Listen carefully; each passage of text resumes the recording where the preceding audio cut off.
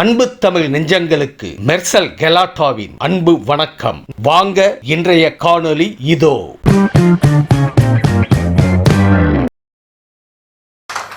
எந்த விதத்திலாவது அரசை கவிழ்த்து விட வேண்டும். சட்டமன்ற உறுப்பினர்கள் ஆதரவை ஏதாவது விலக்கிக் கொள்ள வழி இருக்கிறதா? திட்டமிடுகிறார்கள். பொருட்களை ஆட்சி போயிருச்சே, அதிகாரம் போயிருச்சே, வர வேண்டிய கமிஷன் வரலையே, வந்து கஜானாவில் குவிஞ்சுக்கிட்டே இருக்குமே, நின்று போச்சே, மணல் கொள்ள நின்று போச்சே, டாஸ்மாக் நின்று போச்சே, கதவை பூரா அடைச்சிட்டானே, இது என்ன வழி செய்யறது? எப்படியாவது ஆட்சியை கவுத்துட்டு அதிமுக ஆட்சியில் உட்கார வச்சு நம்ம ஆதரவு கொடுப்போம். இப்படி ஒரு அரசியல் தற்கொலை முடிவை எந்த கட்சியும் எடுக்காது. நான் எந்த அணியில் இருந்தாலும் அந்த அணியை வெற்றி பெற வைக்கின்ற பிரதான சேனாதிபதிகளில் ஒருவனாக நான் இருந்தவன். இன்றைக்கு உங்களோடு இருக்கிறேன்.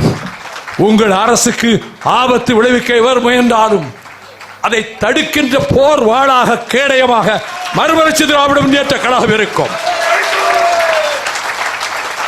நான் எல்லா கட்டங்களையும் கடந்து வந்து விட்டேன். புதிதாக கஷ்டப்படுவதற்கு ஒன்றும் கிடையாது. இப்பொழுது என்னோடு இருக்கக்கூடிய தோழர்கள் எதையும் எதிர்பார்க்கிறவர்களும் அல்ல.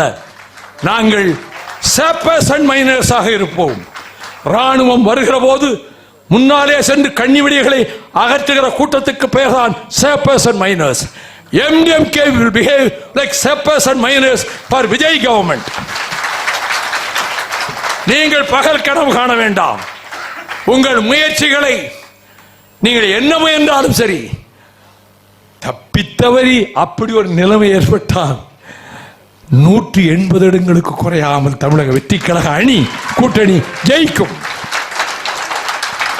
நீங்கள் படுதோல்வி அடைவீர்கள், உங்கள் அடையாளத்தை இழப்பீர்கள், பூஜ்யமாவீர்கள்.